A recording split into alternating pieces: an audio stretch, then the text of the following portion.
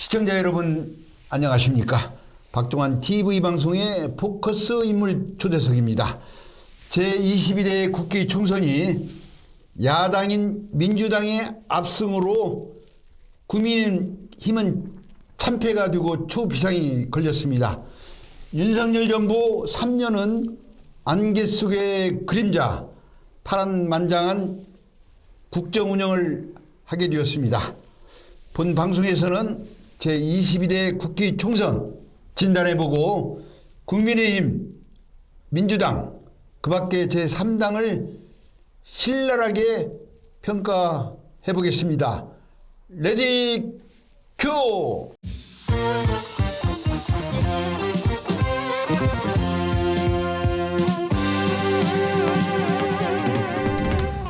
본 방송 들어가기 전에 공지사항 하나 짚고 넘어가야겠습니다. 4월 20일 있지 않습니까? 네. 4월 22일 날 익산 재경 향후위에서 익산 고향 방문을 해요. 아주 뜻있는 모양이네요. 그 재경 익산 향후위에서 버스를 한 대 대절해서 향후회장 이강호 회장님께서 향후위들을 익산에 방문을 하는데 하림 있죠, 우리 하림 그룹에 견학을 갔다가 거기서 이제 점심을 거기서 하고 금마 그 저수지가 있어요. 네네. 거기를 이제 투어를 한 다음에 오후 3시 30분경 익산 문화원에 있죠. 네네. 익산 문화원에서 고향 방문 향후들 그 환영 또 축하 공연이 있고 또 공연 중에 익산시 발전을 위한 재경 익산 향후위하고 우리 익산 사회단체 대표적인 단체 몇 구도고 간담회를 합니다. 상당히 큰 행사네요. 그래서 이 공지사항 이거 4월 22일 날 월요일 날 공지사항을 하나 던지고 들어가겠습니다. 우리 윤학면 대변인님. 네네. 오늘 또 우리 윤학면 대변인님을 모셨습니다. 안녕하세요. 반갑습니다. 국민주권의 유랑면 대변인입니다. 네. 본격적인 토론에 들어가기에 앞서서 우리 시청자 무료 서비스 구독, 좋아요, 알림을 눌러주시면 방송에 큰 힘이 되겠습니다. 유튜브에 들어가셔서 박종환 TV 방송 치시면 구독이 나와요. 간단합니다. 자, 첫 질문 토론 들어가겠습니다. 네. 대변인님도 그 예전에 이렇게 보시니까 익산시 부의장도 하셨죠. 네네. 그런 정치 감각으로 오늘 좋은 말씀 부탁드립니다. 네네. 오늘의 첫 토론 주제는 뭐니 해도 22대 국회 총선이 이제 끝난 지 얼마 안 됐지 않습니까? 네네. 제22대 국회 총선 민주당의 압승, 국민의힘 참패. 이번 국회 총선 어떻게 보십니까? 오히려 국민의힘도 108석으로 지금 오히려 지난번보다 늘었습니다. 5.4% 차이밖에 안 되고 소선거구제가 나온 패단으로 이렇게 된 것이지 별 차이가 아닙니다. 지금 국민의 45%는 현재 국민의힘을 지지하고 있는 것이고 민주당은 55%를 지지하고 있는 것이고 그렇게 돼 있습니다. 지금. 그 총선의 그 전체적인 그 각 당의 지지를 보면 그렇다. 예. 그럼에도 불구하고 국회의원 수는 이게 기현상이 났어요. 네, 그렇죠.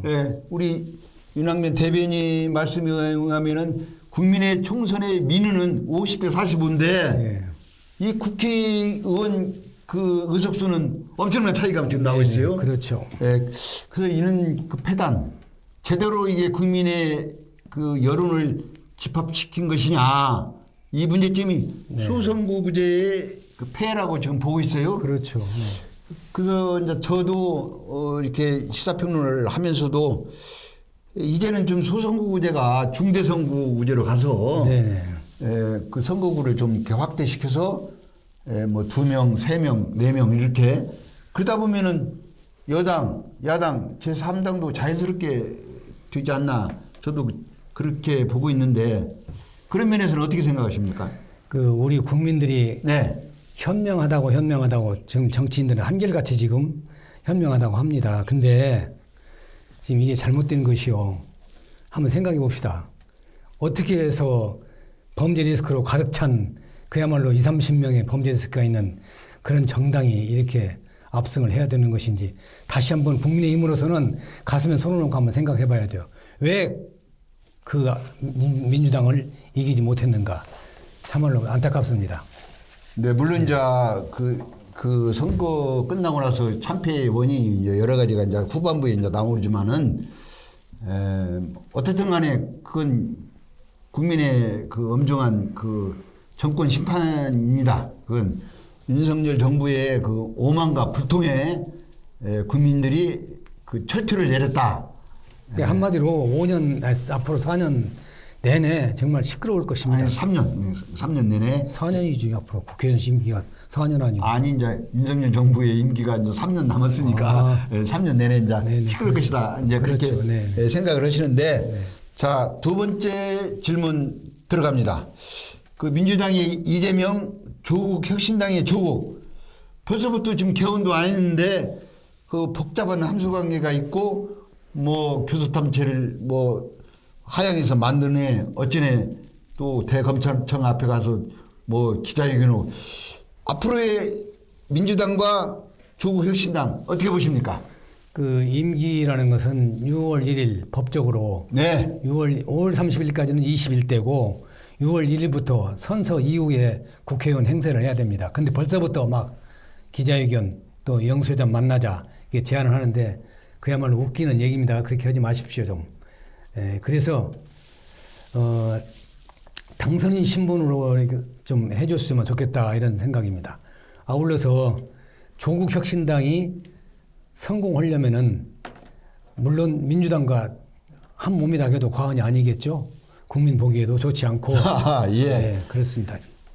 그 물론 뭐 조국 혁신당이나 민주당의 이재명 당은 정권 윤석열 정부의 정권 심판을 캐치프레이즈로 내걸고 탄생된 당이기 때문에 뭐 그렇게 할 수 있다고 생각하는데 과연 이 시점에서 정말로 이 이재명 민주당이나 조국 혁신당이 국민을 위해서 국민을 바라보는 정치인가 자기들의 뭐라고 할까 정치에 자기들의 그 민주당의 그 편향된 그런 생각으로 정치를 하는 것인가 국민들이 앞으로 많이 바라볼 것 같은데 제가 보는 견제는 그래요. 지방선거가 앞으로 이제 한 2년 남았잖아요. 네. 그렇지 않습니까? 네.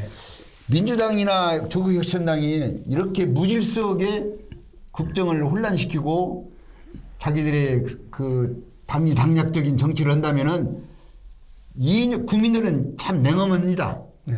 2년 후에 지방선거에서 그 국민들이 심판을 내릴 것 같아요. 네. 그 이는 점에서는 민주당이나 조국혁신당이 잘 앞으로의 정치를 잘했으면 좋겠다는 생각이 들어갑니다.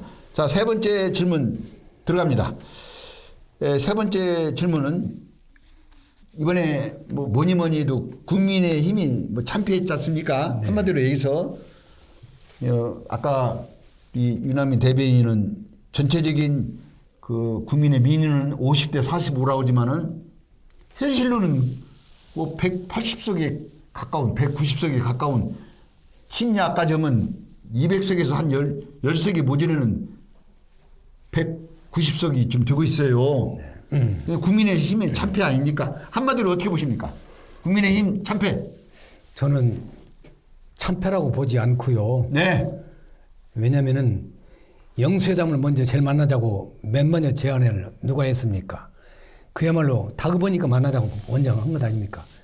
이재명도 그렇고 조국도 그렇고 그렇다면은 그렇게 영수회담을 함부로 먼저 만나자고 하는 거 아닙니다.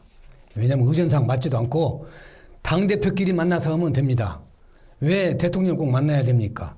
그것은 뭔가 아쉬운 손을 하기 위한 것밖에 안 되기 때문에 국민 보기에도 볼상스럽고 그야말로 좋지 않습니다. 그래서 사람들이 생각하기를 이번에 이런 모습을 보고 과연 국민들이 어떻게 생각할까.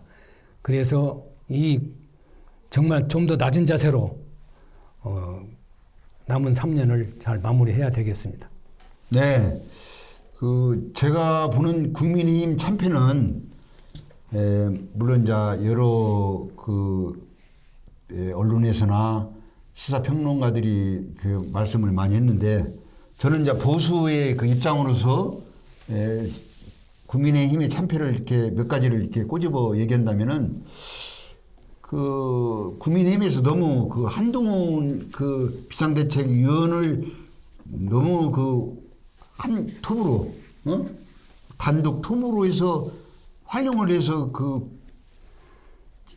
알맹이 없는 정책이 알맹이 없는 그걸로 해서 좀 국민들이 좀 식상한 부분이 있고 또 이제 또 불통. 이제 윤석열 대통령이 제가 방송에서도 여러 번 얘기했지만은 국정 기조는 뭐 공정과 상식, 자유민주주의 잘 잡았는데 대통령의 태도에서 불통, 오만, 교만함 그런 것들을 우리 국민들이 좀 간파한 것 같아요. 그래서 윤석열 대통령의 그 불통 또 세 가지로 접어든다면 저는 방송에서도 여러 번 제가 얘기했어요. 네. 윤석열 정부의 제일로 잘못된 것은 인사실패라고. 네. 인사실패. 왜 그렇게 자기 가까운 사람들만 이렇게 시야를 넓게 봐서 김영삼 대통령 시절에 뭐라고 했습니까? 인사는 만사라고 했지 않습니까? 네. 인사가 만사다. 근데 윤석열 정부의 2년 동안의 인사는 망사가 됐어요. 망언은 망사. 그래서 제가 얼마 전에도 한덕수 국무총리 당장 해임시키라고 제가 방송을 제가 했지 않습니까? 네. 저는 한덕수 국무총리 얘기하면 열불 나버려요. 국무총리가 무슨 잼버리 대회에서 화장실 청소 나오고 그래요? 예? 화장실 청소가 아니라 기강을 잡아서 제대로 파악해서 그런 것을 없애게 해야지. 국무총리가 화장실 가서 청소하는 걸 그게 뭐 잘했다고 뉴스 나옵니까? 그건 한덕수 국무총리 내가 당장 해임시키라고 얘기했는데 늦게나마 만시지탄이지만 늦게나마 이번 참패로 인해서 국무총리 사임한다고 하고 또 용산 또 대통령실. 네. 예? 용산 대통령실 거기 누가 인물이 있습니까? 비서실장도 이하부터 각종 수석들 예스맨들 싹 한다고 하니까 그런 문제점에 대해서 이번에 국민의힘이 나는 참패했다고 나는 보수지만은 냉정하게 저는 그렇게 판단합니다. 거기에 대해서 어떻게 생각하십니까? 이번에 교체 전적으로 다 하지 않겠습니까? 잘해야죠. 그러니까 네, 잘해야죠. 한다고 해놓고 또 자기 잘하는 사람들 쓰고 그러면 앞으로 윤석열 정부에 뭐 3년 동안요 제가 보수지만은 저라도 뭐 지지 않아요. 인사 잘해야 합니다. 그래서 이번에 윤석열 정권에서는 그야말로 이런 말이 있죠. 일생에서 깨달음을 가장 크게 얻는 곳이 석가모니는 보리수 아래서 얻게 되고 그러면 이재명이는 그야말로 감옥 안에서 얻게 될 것이라고 보고 있는데 그야말로 이 아름답지 못한 결과로 인해서 국민들께 상처 준 건 사실이니까 대대적인 개혁으로 이번에 개혁 드라이브를 걸어서 더 지지율에 연연하지 말고 굳세게 나가기를 바랍니다. 그렇게 그런 희망도 저도 그냥 바라지만은 과연 윤석열 정부가 그런 인적이 인물들이 있는가? 저는 거기서 회의감을 많이 느껴요. 네, 그래서 상당히 고민을 많이 하고 있지 않습니까? 지금. 그리고 아까 뭐 이재명 뭐 사법 리스크 구속이라는데 조국도 이게 지금 2심에서 지금 징역 2년을 받았잖아요. 사실 이런 나라가 없지요. 어떻게 이런 대한민국이 또 있겠습니까?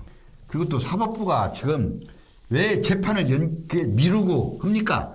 신속 정확하게 재판을 해서 이 사법 리스크가 있고 범법자들이 정치권에 들어오지 못하게 하는데 이런 사람들이 정치권에 들어오니까 정치권이 이렇게 한마디로 패거리 정치의 소산이요. 정말 이게 방송하면서도 그냥 열불 나버립니다. 열불 나버려요. 자, 네 번째 토론 들어갑니다.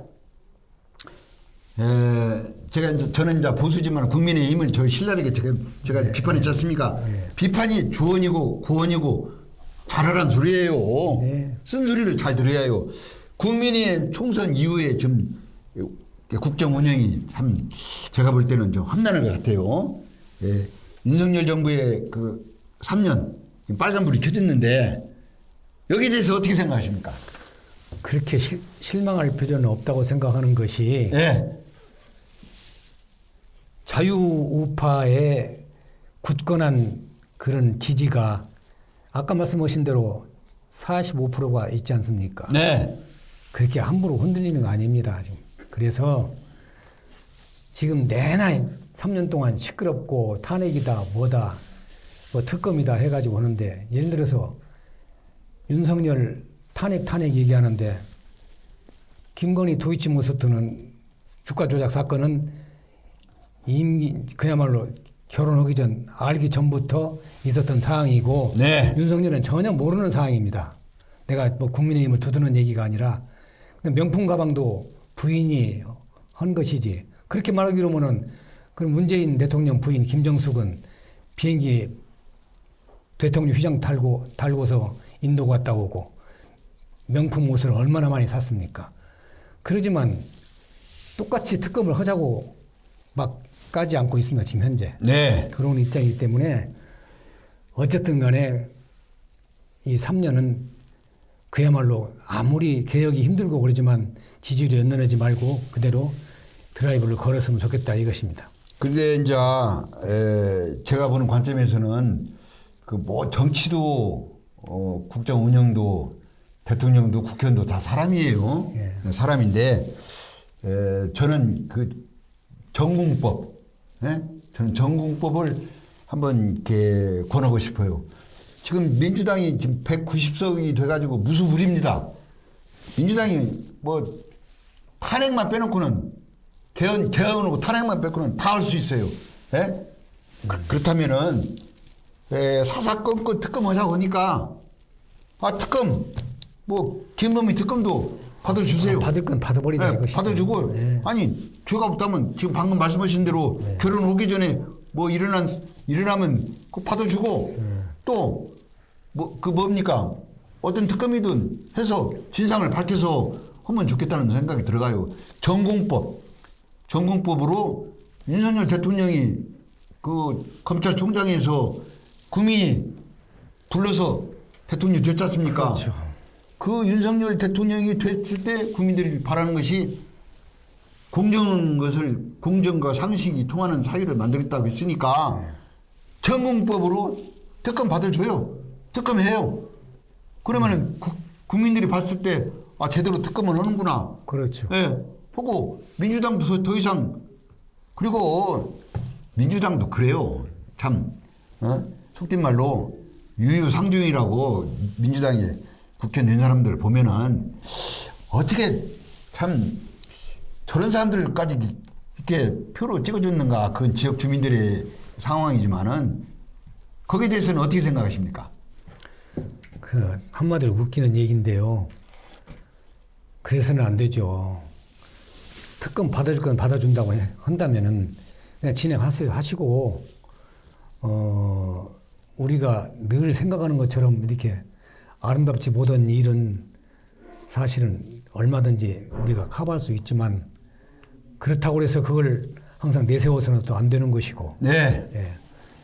자, 끝으로 우리 윤학면 대변인도 예전에 익산시 지방자치 시절에 익산시 부의장을 하신 경험이 있으시잖아요. 네네.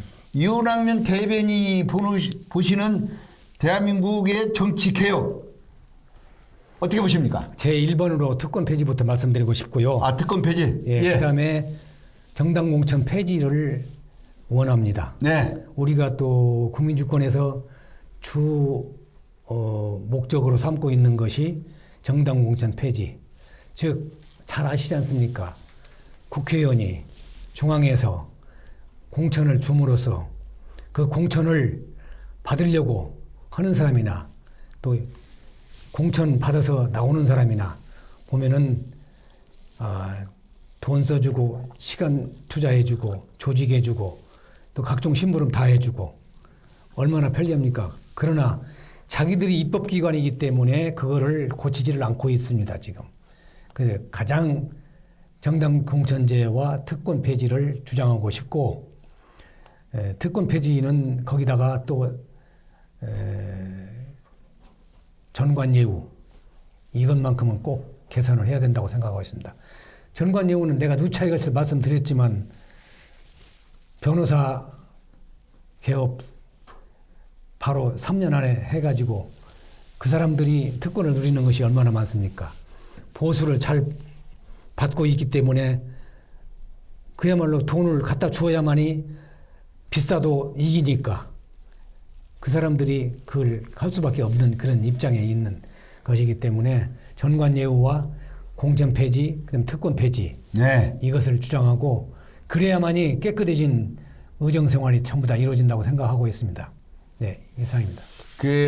제가 또 보는 정치 개혁의 제일로 또 제가 이렇게 중요시하는 부분이 지방자치거든요. 네.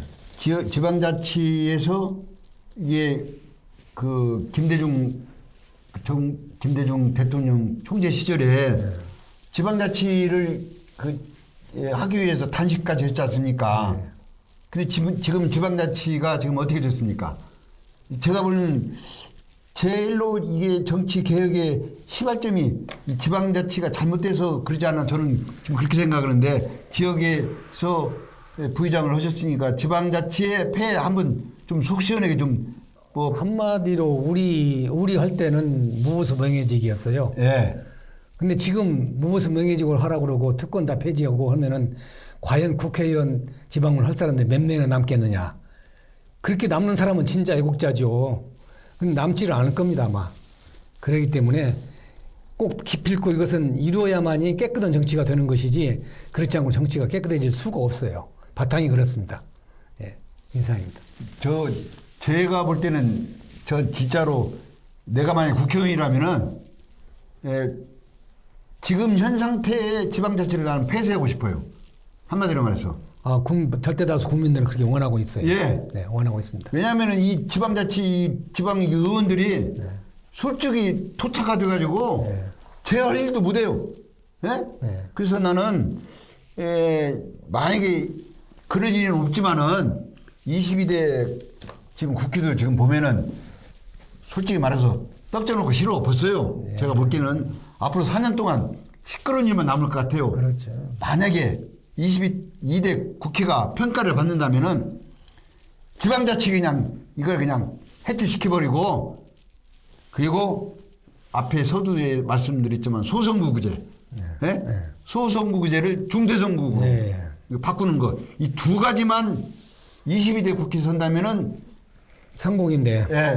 근데 국회의원들이 자기 입법기관이기 때문에 자기들이 불리하지 않습니까? 만약에 정당공천 폐지해버리면은 자기들 일해줄 사람, 조직에서 선거운동 해줄 사람, 돈 써줄 사람 누가 있어요? 그게 오늘날의 정치권의 폐해입니다. 그렇죠. 그렇습니다. 그래서 참 우리 본방송에서도 항상 그런 말씀을 많이 하는데 정치권이 이거 하대명령 고치려고 생각을 안 해요. 그래서 앞으로 22대 국회도 참 험난하고 국민이 피로감을 느낄 것이다. 극도로 느껴서 2년 후에 지방선거는 큰 변화가 올 것이다. 저는 그렇게 생각을 하고 있습니다.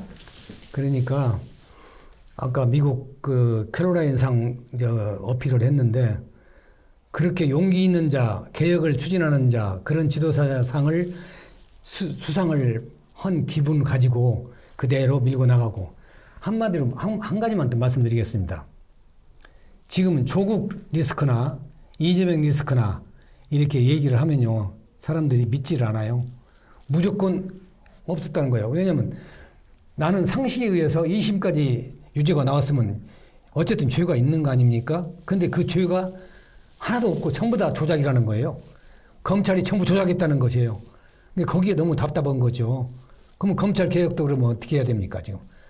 검찰 개혁 해야죠.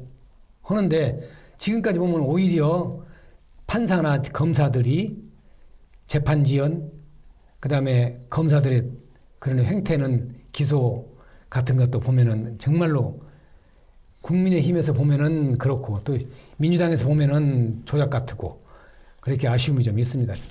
네, 그 마지막으로 마지막으로 우리 윤학면 대변인이 마지막으로 내가 이 말은 빼먹었는데 한번 하고 싶다는 얘기 있으면 마지막. 예. 지금까지 여러 얘기를 말씀드렸는데 지금 현재 선거가 다 끝났습니다만은 이 선거를 그래도 조금은 양심 있게 잘 운영해서 그야말로 국민들이 좀 안심하고 잘 살 수 있는 나라로, 부강한 나라로 정말 이루어갔으면 좋겠고, 사법 리스크가 있는 사람들은 다 죄를 털고 나가고 또 재판도 신속하게 진행해서 좀 마무리를 탁탁탁 아름답게 했으면 좋겠고, 그 다음에 국민의힘은 좀 더 낮은 자세로 국민 앞에 다가갈 수 있는 그런 정책을 펴서 좀 아름다운 생활을 했으면 좋겠다, 이런 결론입니다. 네, 시청자 여러분 어떻게 보셨습니까? 정치꾼은 당장 코앞에 있는 선거만 생각하고 정치인은 한 세대를 생각한다고 생각합니다. 이번 22대 국회 총선을 바라보면서 정치인은 없고 정치꾼만 있다고 생각하니 참 국민으로서 한심스럽고 제22대 국회를 바라보는 이 시각이 험난할 것을 생각하니 정말로 힘들게 사는 우리 국민이 참 안타깝고 참 처량하다고 생각이 들어갑니다. 시청자 여러분, 이번 주 방송은 여기서 마치겠습니다. 다음 주에 만나요. See you again. 감사합니다. 감사합니다.